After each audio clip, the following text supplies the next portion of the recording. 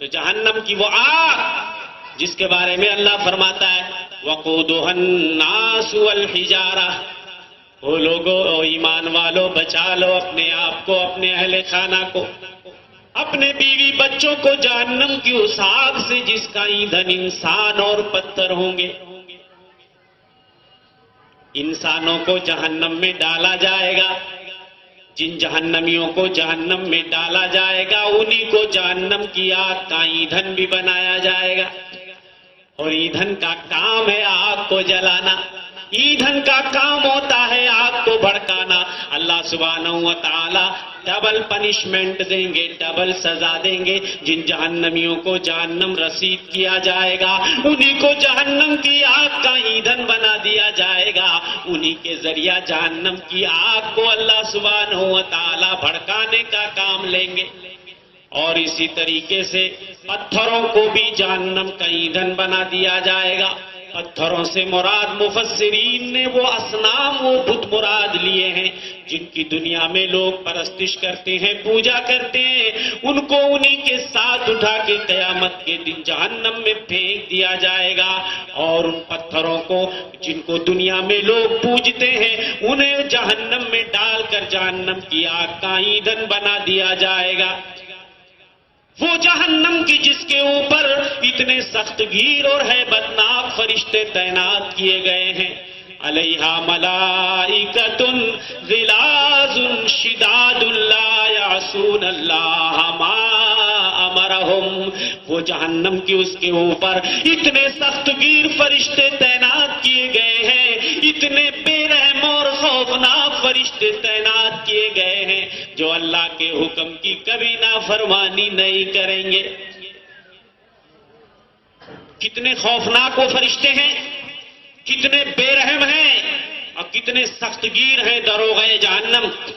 آئیے میں آپ کو اس کی ایک جھلک دکھاتا ہوں۔ امام حاکم نے اپنی مستدرک کے اندر ایک روایت نقل کی ہے، حضرت ابن عباس راوی حدیث ہیں، فرماتے ہیں،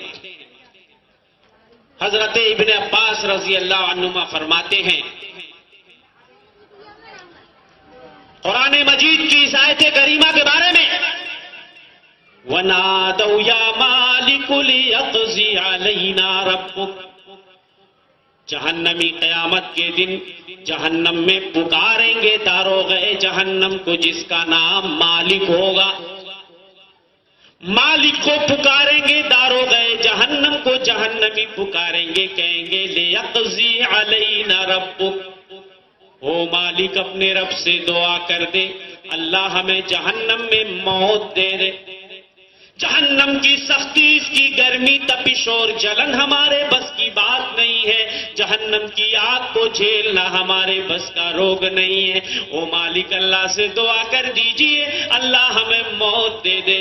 وہ جہنم کا داروغہ اتنا سخت گیر ہوگا، اتنا سخت گیر اور اتنا بے رحم ہوگا، حضرت ابن عباس فرماتے ہیں مَكَثَ عَنْهُمْ 40 سَنَةً ثُمَّ قَالَ إِنَّكُمْ مَاكِثُونَ۔ حضرت ابن عباس فرماتے ہیں 40 سال تک وہ داروغہ جہنم کان میں تیل ڈال کر بیٹھا رہے گا، جہنمیوں کی چیخوں پکارا ہو بکا کی طرف توجہ نہیں دے گا، جہنمی چیختے رہ جائیں گے۔ مَكَثَ عَنْهُمْ 40 سَنَةً، 40 سال کے بعد صرف ایک جملہ بولے گا، ایک لفظ بولے گا، انکم ماکثون، او جہنمیوں اسی میں پڑے رہو، یہی تمہارا ٹھکانہ ہے، یہی تمہارا گھر ہے، یہاں سے نکل کر اب تمہیں کہیں نہیں جانا ہے، اب تمہیں کبھی موت نہیں آئے گی، اسی میں تمہیں رہنا ہے، یہی تمہارا آخری ٹھکانہ۔ آپ سوچئے 40 سال کے بعد وہ صرف ایک جملہ بولے گا انکم ماکثون، اسی میں پڑے رہو۔ اور جہنم کے اوپر جن فرشتوں کو تعینات کیا گیا ہے کتنے سخت گیر ہوں گے، کتنے ہیبتناک اور خوفناک ہوں گے، ان کی طاقت و قوت کے بارے میں آپ کو بتا دوں۔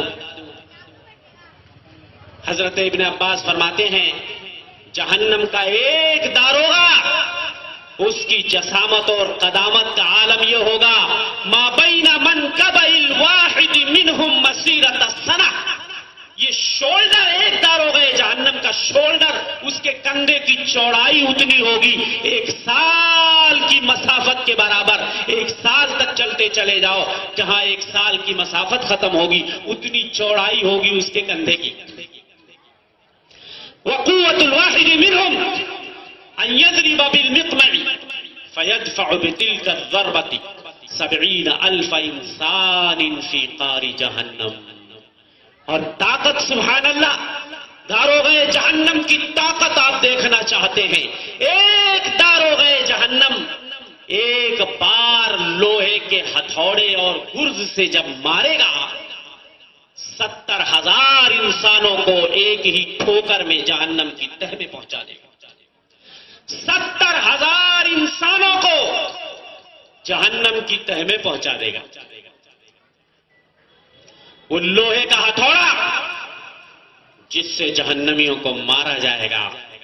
وَلَهُمْ مَقَامِعُ مِنْ حَدِيدٍ، اللہ فرماتے ہیں جہنمیوں کو مارنے کے لیے لوہے کے بڑے بڑے ہتھوڑے اور گرز تیار کیے گئے ہیں۔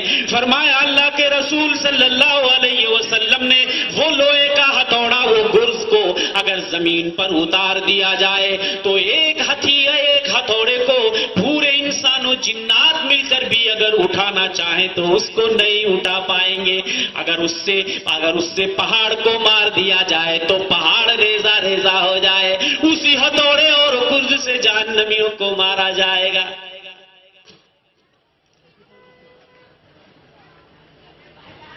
تو یہ طاقت ہوگی داروغہ جہنم کی کہ لوہے کے ہتھوڑے سے جب ایک بار مارے گا 70,000 انسانوں کو جہنم کی تہ میں پہنچا دے گا۔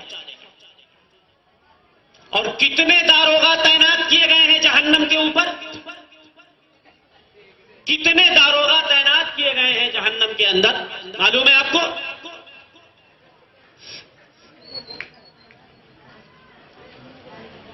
19 داروغے۔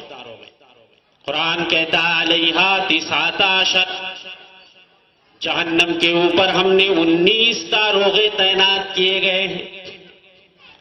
19 داروغے ہم نے تعینات کر دیے ہیں جو جہنمیوں کو پکڑ پکڑ کر جہنم میں ڈھکیلیں گے، جہنم رسید کریں گے، جہنم کے دروازوں سے پکڑ پکڑ کر جہنمیوں کو جہنم میں ڈالیں گے۔